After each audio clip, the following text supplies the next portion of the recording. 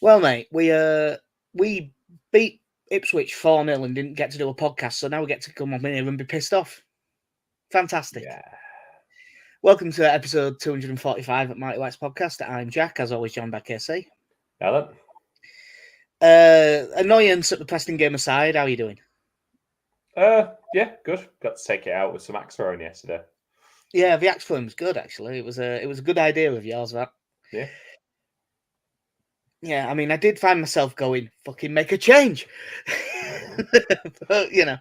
I mean, I thought it was probably a bit harsh that you brought that picture of that full body cutout of Ilan Melier to put in front of the board, but No, in fairness, you can't miss it. It's 8 foot tall. It's the moving arms, that's the challenge. Yeah. So, yeah, we'll get straight into that. As much as I would love to just talk about the Ipswich game instead, because it was more fun, we've all moved past that at this point. Preston 2, Leeds 1. Before even starting, were you surprised that we were unchanged? No. I think we should have made changes, but I was not at all surprised. Yeah. You know, we spoke about this during the it's becoming the new pirouette 10. You should probably start to maybe have a think about this. Yeah. It's very frustrating knowing the run of games you've got this close together. And I just don't see. I don't think there's anyone calling for wholesale changes, but I don't think anyone would get mad if you rested Dan James. No, like the last few games, he hasn't been. And there's a few players that just. I've actually got a thing later that just says, "Do you think we look tired?" But we may as well do it now because I think that we do. I think that Rutter in the second half, especially, did some really good things getting us up the pitch when we only had 10 men. He was basically the only one getting us up there. But I still think he looks knackered. Him and Somerville, for as lively as he continues to look, Somerville's taking an absolute battering week after week. Like, it's not the worst thing if he starts a game on the bench. I think as you go through the game, I think we'll kind of question a few of the changes that were made as well. But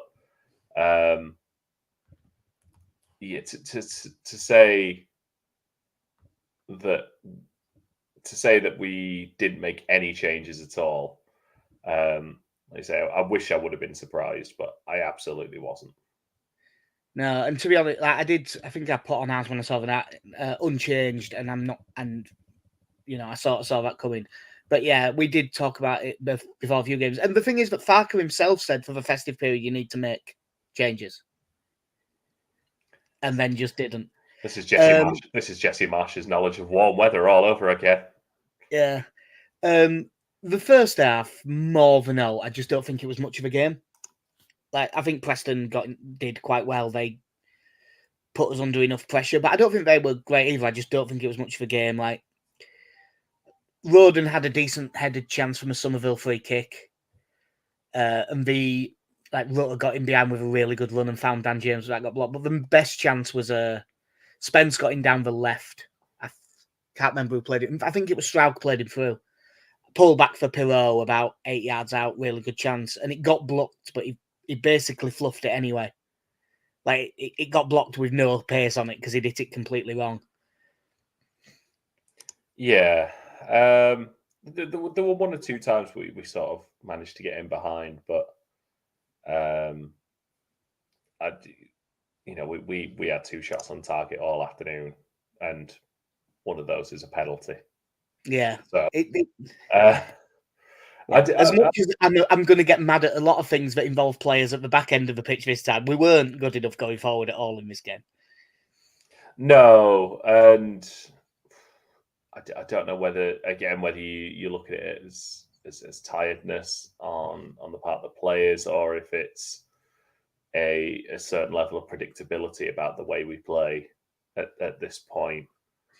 But there seems to be a lot of, well, it's last season, but replace Nonto with Somerville. It's give it to him and hope he does something really good. Yeah, there is a bit of that. I thought, to be honest, from what the main takeaway in the first half, and it isn't retroactive given how the second half went. If you went on Twitter, it's what everyone was saying basically. Liam Millar, the Archie Gray, and I always emphasize Millar because that's not how you spell Miller. He had the best of him the entire first half. All of their good stuff came from him, and always going inside every single time. Really, I'm sure that there's one where he didn't. That I don't remember because it didn't lead to it. But he seemed to always go inside. He had a really good cross that was just ahead of Brown and went just beyond far post. He had a shot over. There was one tipped over as well. It was by far their main threat. And at halftime, you could see loads of people going, look, it's not Archie Gray's fault. He's a 17-year-old kid, but he's getting outdone here. You need to change something. You've got an incredibly quick right back at left back who you can move over and put someone else there. Like, if Byron was fit enough to be on the bench, he was fit enough for 45 minutes, you'd think. Yeah. And the hesitancy with the changes, again, I think was a real problem. Like, I mean, this is another thing that's true. Michael Brown, Merry Christmas, Michael, by the way, I've just seen your thing from above. Saying the feature of the Bielsa team was that I've always stuck with the same players. They were much fitter and we were like really high up in the late goals table. And the Fark team is the complete opposite. We're really quite low down in the late goals table. And it looks like he said doesn't look like we can dominate beyond 50 minutes. And it depends. If we score early, we can dominate games quite well. But if we don't, this is probably going to be quite harsh. But when you look at it like that, it's that Gary McAllister League One team of, if we score in the first 20 minutes, we will probably be fine. If you don't score in the first half, we are probably losing that game. Yeah. Which is concerning. And there's been those times when I think we've spoken about before when you're watching us in the second half of games, just going, you can tell we've taken our foot off the gas, and whether that's by design as an attempt to save the players' legs throughout over the course of a season, where it's if we get in front early, then yeah, we can afford to sit back. But it's happened a few too many times to make you think it's certainly a workable, a feasible long-term tactic. It's just kind of made all the more frustrating with the talent that is there in the squad, and there's only so much you can ever talk about. You can ever praise the players you have in your squad, but not use them. It was quite nice. What was it? Willie Nonto got 22 minutes or something like that. Well, it was the 68th minute. Now, there was 8 minutes added on, but yeah, that was a hell of a bit of remembering then. Yeah. It all just... You could have watched that first half, and I mean, the famous last words for me, I think I said to you, were Dan James has had a quiet one just as he made a fantastic run in behind a fullback and ran onto a nicely weighted pass. Oh, yeah, that one. Yeah, I remember that. And it was a decent pullback, to be fair, and it was a decent bit of play. But, and again, this isn't a knock on Dan James, but most of our football is now going through Somerville at the moment because we're so left side dominant in build up. We just seem so reliant on him to do something, despite the fact that Dan James absolutely has the ability to, in a less skillful manner, just knock it past someone and absolutely beat them for pace. Yeah, and we just don't seem to be using it at the moment. I do wonder if a thing that might really help sort of balance out the build up is if Sam Byram is fully fit for the West Brom game tomorrow night, which is what it sounds like. If we go Byram left back, Spence right back. I wonder if that'll help, because some of Spencer's passing I've quite liked. The thing, even though he's gave a few away, I've quite liked the passes he's been trying to do. And maybe when he's back on his more comfortable side, maybe that'll help. But yeah, first half, as we said, wasn't great. And then the second half, as much as I don't think Leeds played particularly great, I think that they were a bit slow, a bit like quite a few of the away games we've had. Not good enough going forward. I'm not sure Farker made change. Him picking the same team was the right thing. I'm not sure he made changes at the right time. But despite all of that, there's a certain point in the game, and there's no Farker can do about this. Meslier comes for a ball, takes it really cleanly, excellent goalkeeping, and then decides to be a fucking moron. It seemed to stem from the most innocuous little push as well. It wasn't as if, like, I'd have fully understood if he'd have been up in the air and someone would have tried to take his legs out from under him. Like, I absolutely understand when a goalkeeper kicks up. Someone just seemed to give him a little nudge. He came down. Was it Alan Brown? I can't remember who it was. I think Whiteman was involved in the first one. Whiteman's the one who gets in his face. Is it Osimjek was his name, I think. The Yeah. big shithousey striker that they had. The lad from Montenegro, I believe. He like came flying across, and yeah, he, shoves Meslier, and they're both getting in his face, and they are both being dicks. And then Meslier sort of palms him off very weakly, no power in it whatsoever. But it's putting your hands in someone's face, and if they chuck themselves over, it doesn't matter how pathetic they're being about it. It doesn't matter how much of a dive it is, and it is a dive. But you're gonna get sent off for it every single time. The referee was a yard away, and I am very much big on control the controllables. You can't control them getting in Mellier's face a bit and shoving him. You can't control him chucking himself on the floor and rolling about. You can control not doing this. Yeah. Like, it's just such a... And don't get me wrong, everyone's done it. Everyone who's played football at any level has lost their head for 5 seconds. But you are allowed to say that it was a really stupid thing to do. Because it is. I am sure that when they got back in the changing room, he probably by that point didn't even shout at him or anything. He probably just looked at him and went, "You have let every single person in this dressing room and those 6,000 that have travelled over, you've let every single one of them down today." Honestly, I think I'd look and sigh and just move on. And he did it after finally coming for a cross and claiming it dominantly, which he never does. Like, mate, you were so close. Yeah, so close. There's no forgiving it, unfortunately. And I absolutely forgive him, but it's his fault. No, mate, he's done with his club now. Oh, is he dead to you? It's one of those. I have been one of Mellier's sort of biggest defenders probably over the last couple of years, because there are absolutely those who are dead set against him. Well, there was a bit at the end of the relegation season where I went, if you don't drop him, I might have to just like chain myself to the gate or something. I've never seen a player in worse form. But yeah, there's no,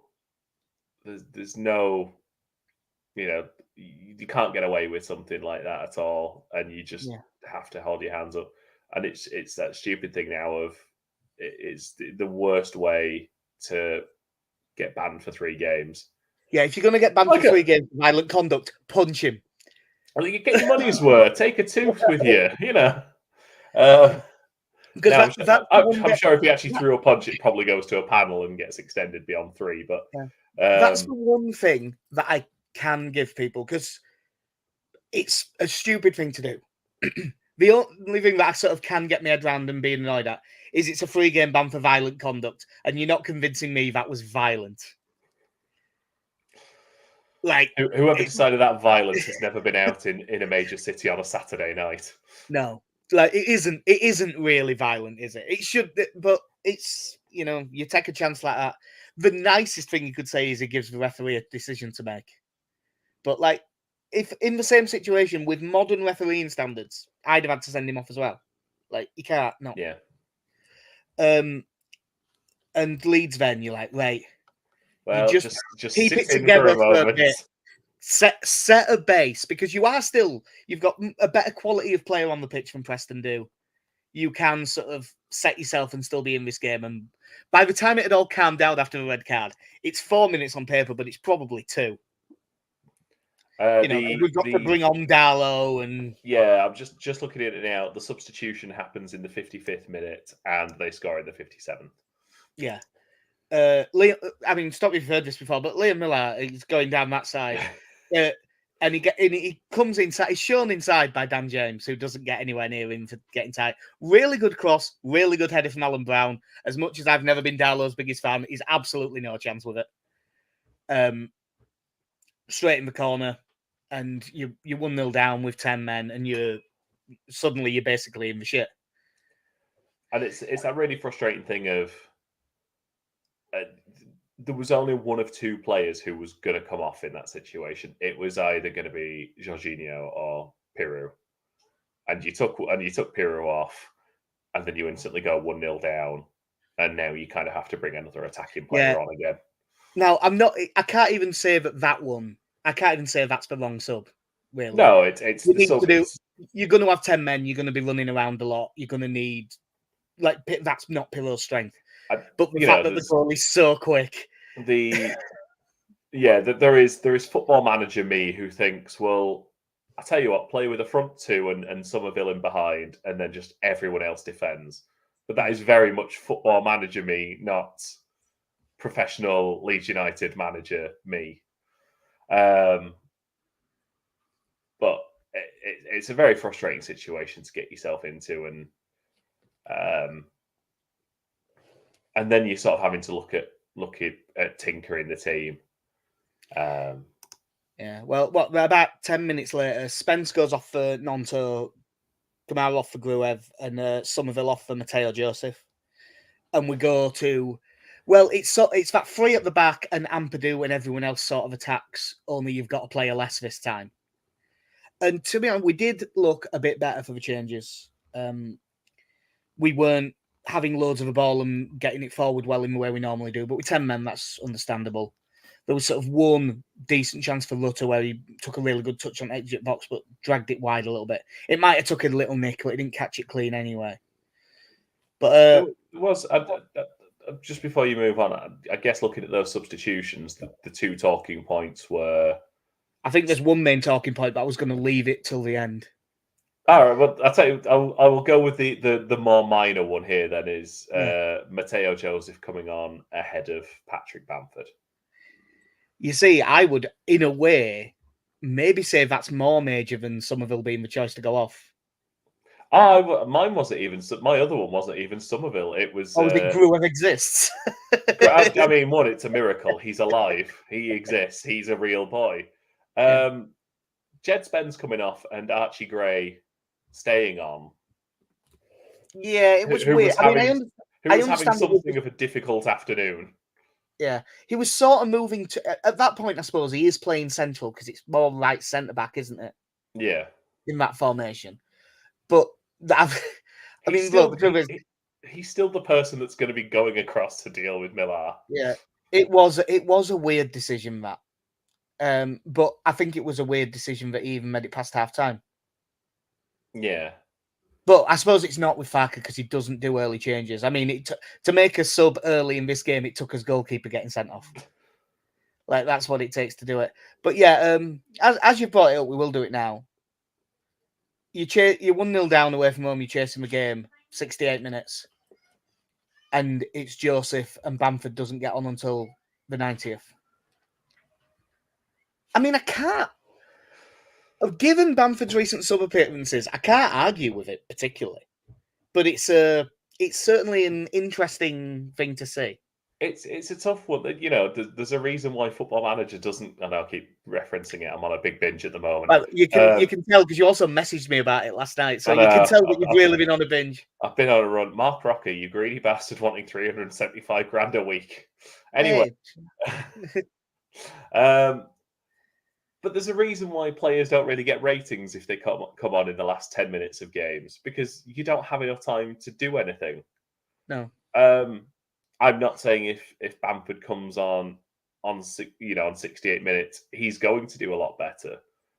But I've seen one of them play a lot more in the Championship than I have the other.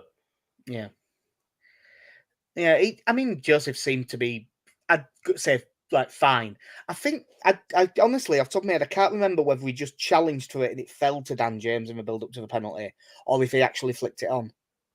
It's been a while since, but he was sort of involved in that. We may as well get straight onto that, because there wasn't, other than that Rutter one, and them having a few attacks that did actually get defended quite well, there wasn't any real chances until the penalty. Dan James dribbles into the box well, cuts inside, little flick, and goes down. It's a bit soft, isn't it? Really, if we're being honest, it was it's not a penalty. Like you can, it would, if there was VAR, it would stay with the on-field decision. But it was a bit soft, and I'd be pissed off if it got given against Leeds. I mean, the more you watch it, you're there looking. Dan James has hit him, yeah, and gone down. He has stood on someone else's foot and gone down. Very soft. But yeah, well, when you get to, what was it, 80 minutes or so at that point, and you're down to 10 men, you will absolutely snap your hand off at whatever someone will give you. And we all immediately looked at each other and went, "Hang on, who the fuck's going to take this?" And there was one natural choice. Well, look, before I saw him stood at the end of his run-up, it didn't occur to me at the time. But the second that we saw Strauch, I said to you, I think he scored 3 out of 3 in shootouts. And if I remember rightly, they were all good penalties. They're captain as well. And he's captain, he takes responsibility. And also, he came through at Ajax, so he's played up front and on the wing. And they all do that. And he steps up, sends keeper a long way, really good penalty, really calmly taken. 1-1, down to 10 men, 10 minutes left. It's a good point. And you're just thinking, right, we have got into a situation now, as much as it's you. I know that Ipswich and Leicester have got so many points that you start thinking you have to gamble. But after we score that goal, in terms of the shape, in terms of anything, nothing changes. We are still in gamble formation. Yeah, he's not making any more changes. No, we stay in gamble formation. And then, I mean, they play a ball down the left side, right out on the touchline, with him facing the corner flag. Millar. And he turns. There's no challenge. We show him inside. He dribbles into the box. Mateo Joseph gets across. Also gets in his body shape to show him inside onto his strong foot. And then, yes, he bends an absolute belter into the top corner. It's a great finish. He was the best player on the pitch by a mile. No one is taking anything away from him having a really good game. But God, we just met. It's the decision making. Just you really fancy cutting inside. You're doing it every time. We best show you that way.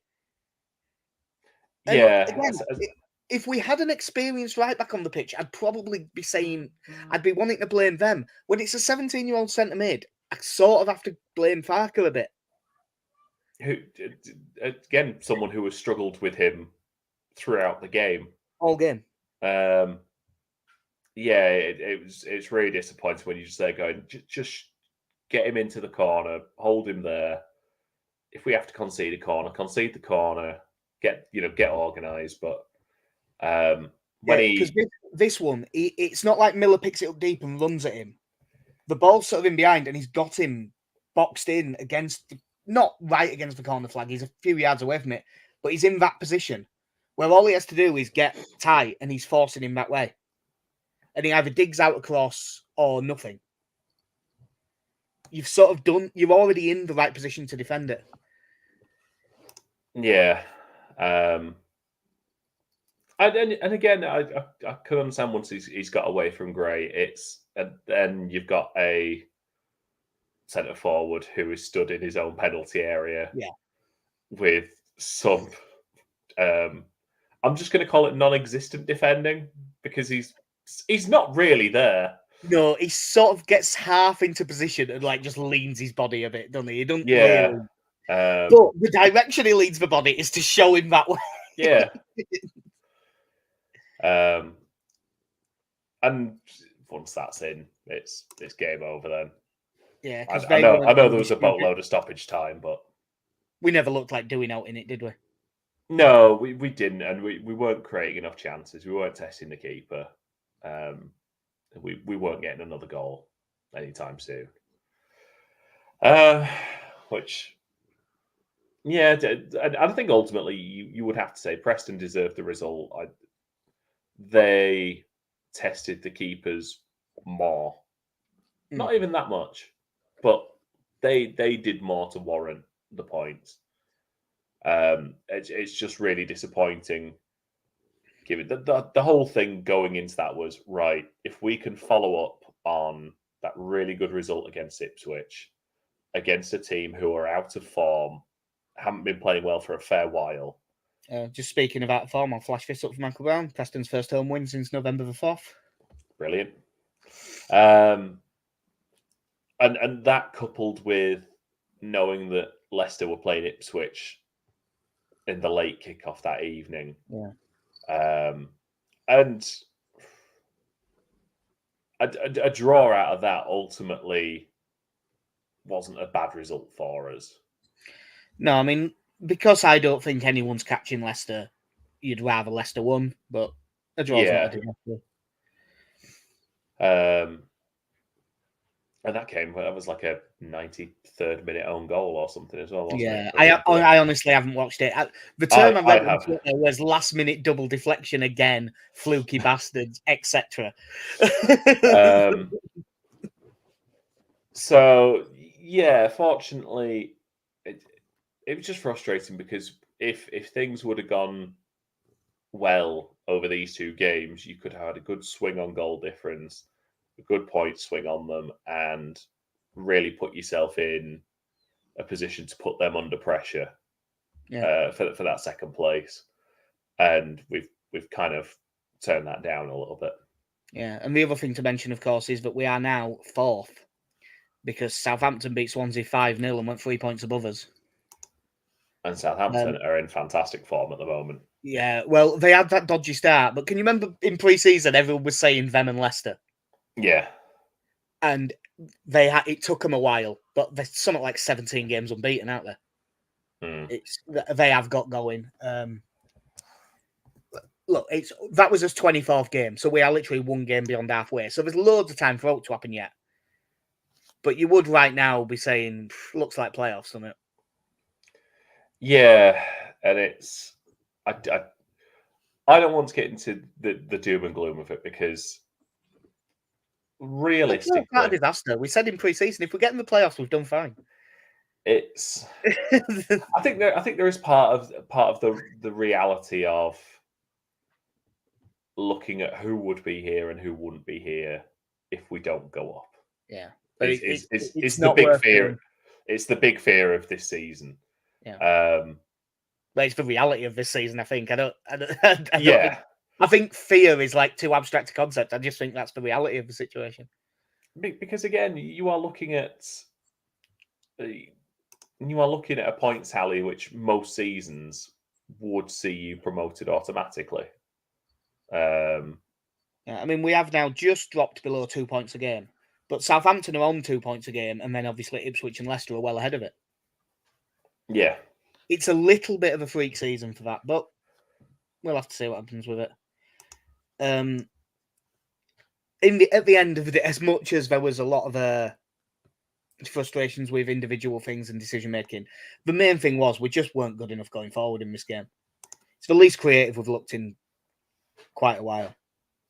Again, it's going to get repeated until you sort of see some literal changes in our case, but yeah, we're looking tired. We're looking short on ideas. Yeah. So tomorrow night, Leeds are away we'll at be West Brom. Entertained. An execution. What a sight. Fuck's sake. So yeah, West Brom's last 6, they've won 2, drawn 1 and lost 3.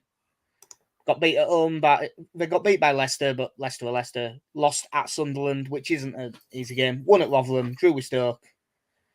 lost at Middlesbrough, and then they beat 10-man Norwich on Boxing Day. But they are fifth. And Norwich did go down to 10 men after like half an hour, so you probably can't read all that much in them. Looks like the 4-2-3-1 pretty consistently, so formation-wise should be a good matchup. We'll have a bit more of a glance at their team in a minute, but I mentioned it earlier. Do you think Byram comes in and Spence moves over? I think so. As much as we all like Archie Gray, he's had a couple of rough games now at right back, and that's nothing against him in particular. He's come up against some very good wingers in Milan had a great game. He had a bit of a tough time against Jack Clark. Yeah, he's also played a shitload of football for a 17-year-old. Like, he shouldn't be really playing this much. Absolutely. Like, I don't think it's going to do him any harm if he had a couple of games out of the team. And we have, I think we've missed Sam Byram. Like, he's been... other than Ipswich, which obviously we were brilliant in, that Ipswich game is the only game we've won where he didn't play. Yeah. Every other time that Byram has had to drop out of the side, we've dropped points. It's he's been a big part of how we played this season, and I think he needs to get back. We need to get him back in the team. I think it'll do Spence good to get back to right back. Just to point out how weird this is in terms of the pecking order. At no point, even when we were talking about taking Gray off in that game, did either of us mention Firpo's name, nor did anyone comment it. And he was on the bench.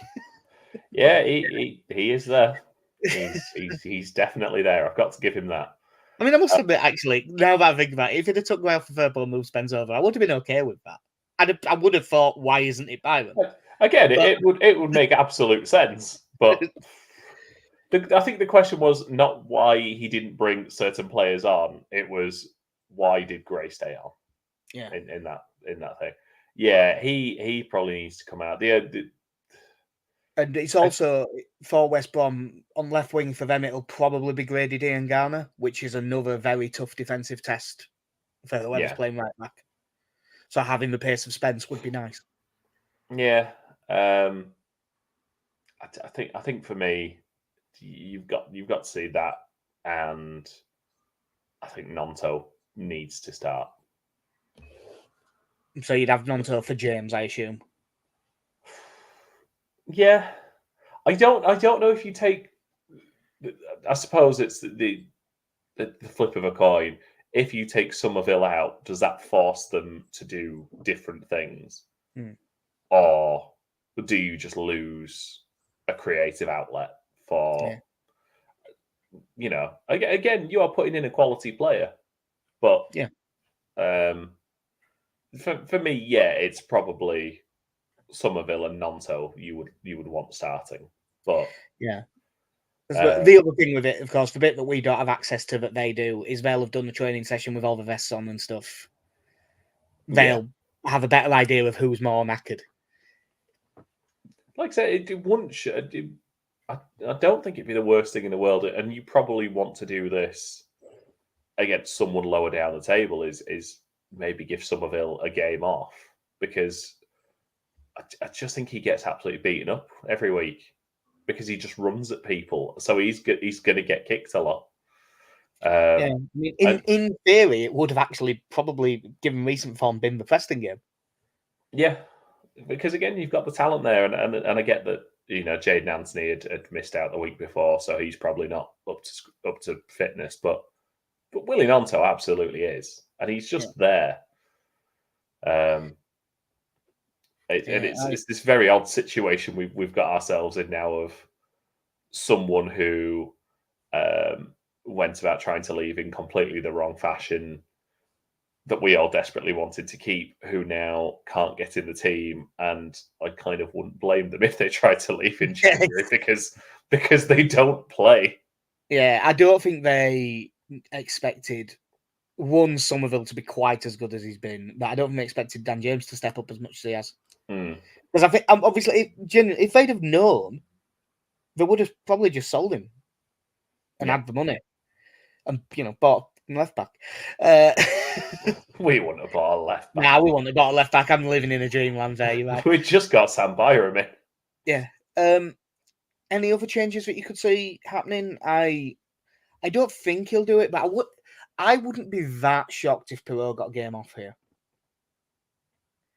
I'm just and like Somerville moves to 10 and Nanto comes in.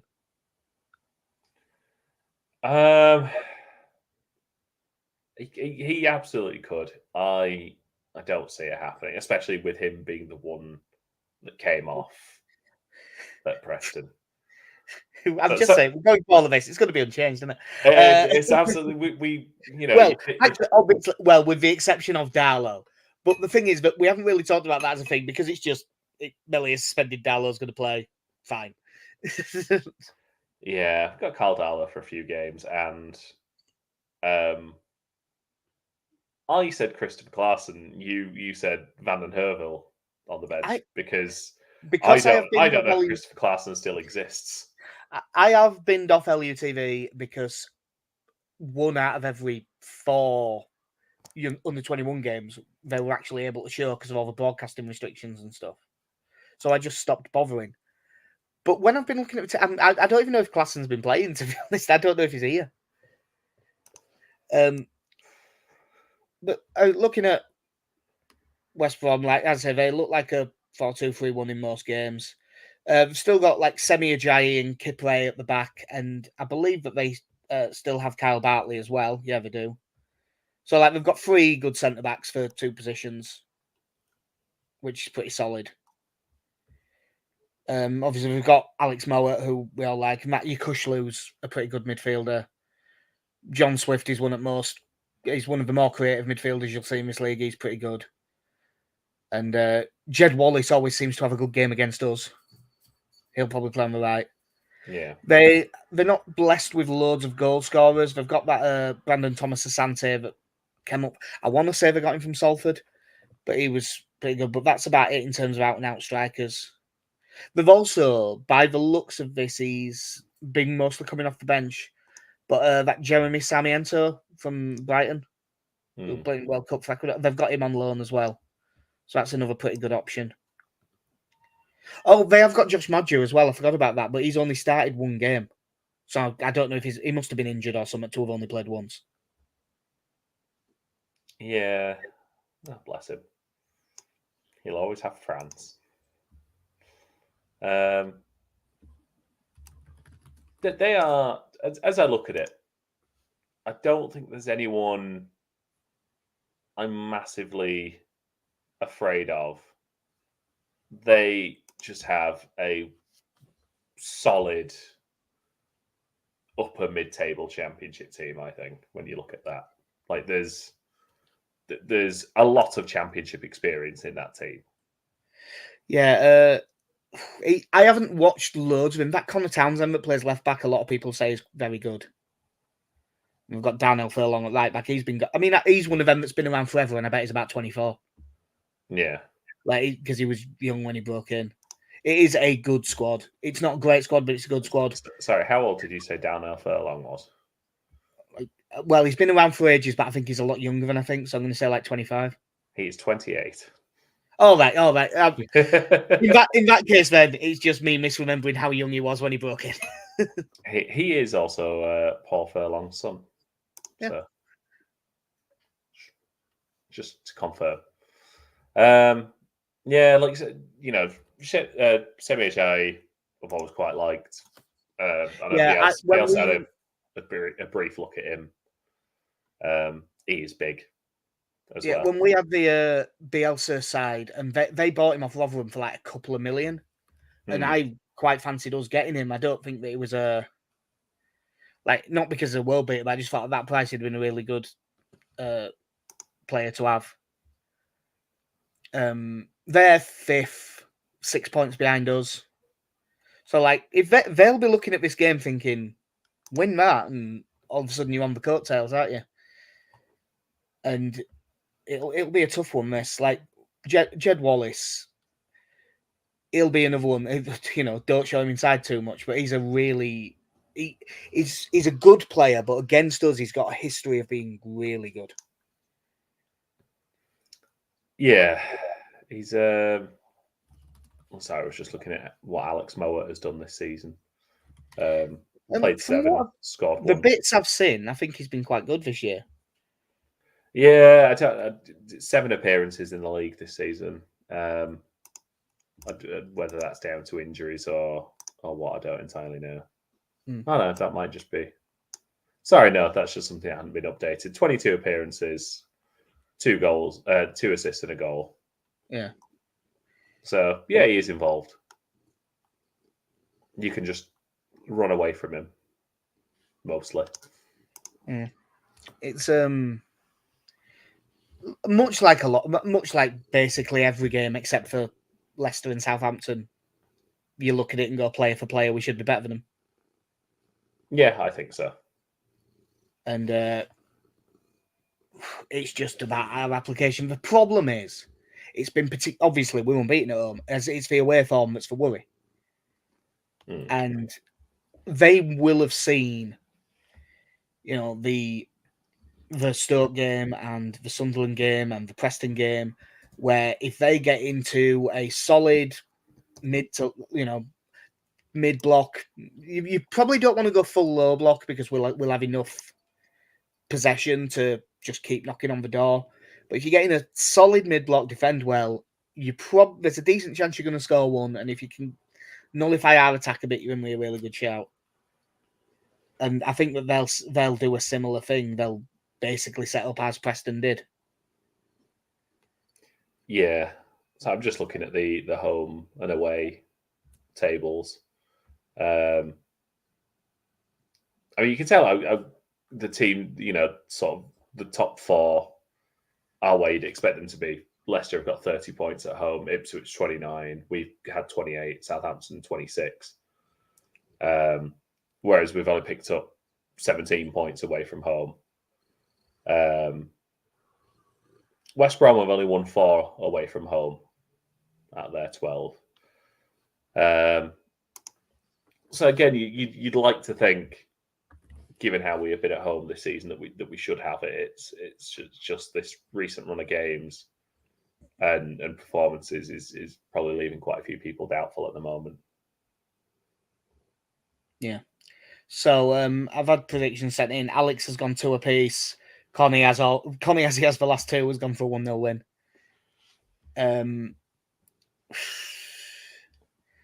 I can't not be a bit of a pessimist. I'm incapable of being. So I'm going to say 1-1 draw. I'm going to go 2-1 win. 2-1 win. Yeah, well, as I said, they've player for player, we should have it, but they have certainly enough to worry us. I would like to see a couple of changes because players look knackered. I wouldn't mind seeing. I know it didn't work against Stoke. I really wouldn't mind seeing Gruev get a game. But I'd love to know what sort of midfielder he is. Yeah, well, I mean, we've seen him do back heels over people's heads against Ipswich. So as far as I can tell, is Diego Maradona. His highlight reel when he leaves is going to be very fascinating. So leave the memories alone. Because he's just behind Millar when he scores. So it's just going to be like a close-up of him just going heads in hands, slow motion. Cut to a little back heel pass to Junior Firpo. Cut to hands on head when Bamford misses a penalty. There's 2 great examples of it. There's one that was actively bad things that was very funny, which was God, this is years ago. I was at uni. There was a very cut together highlights of Paul McShane at Hull. That was just basically mistakes. But there's a really famous one that was remember Ali Sissoko? Left back. It was from his loan spell at Liverpool, and it was like highlight. And what it was like 5-yard passes and stuff because he hadn't done anything. Yeah. And Ilya Gruev's going to be a bit like that at this rate. But no, hopefully we can get a result. It's just in case people haven't noticed, it's a 8:15 kickoff. Yeah, very late. Which is really late. And if you're going, good luck, because even though that half an hour isn't much, that might make a rate difference for getting back. Yeah. Are you looking forward to it? Yes, I am. I'm looking forward to it because it's a Leeds game, but I'll be honest, there is also part of it, like my brother's up visiting, so I'll be watching game with him, and that helps. It's all getting very stressful again now. Yeah. Well, did you see there was a tweet that went a little bit viral among the Leeds pages? It was like the highlights of, the shit Chelino years. Admittedly, most of them were from like Monk, so it was a little bit better. But they're going, oh, remember this? No pressure, no nothing, and getting nostalgic for it. Like, no, it was awful, and we were shit. And there's a reason that the ground was half empty. It was shit going to the game knowing you weren't going to play well. Yeah. Oh, that Neil Warnock era, Christ. I would every day of the week much rather feel the stress of these games because there is something at stake. Yeah. Because I've sat through years of us not competing for anything. Well, the 15th years. Yeah, and just how bored you get, and the fact you just sat there and you sat there mostly for the social aspect of it. All of a sudden, you just say, "Yeah, everything all right? Yeah. What are you doing? What are you doing after this then? Yeah, are we going forward? He's over it anyway. So what are you doing after that? Then? It's yeah. I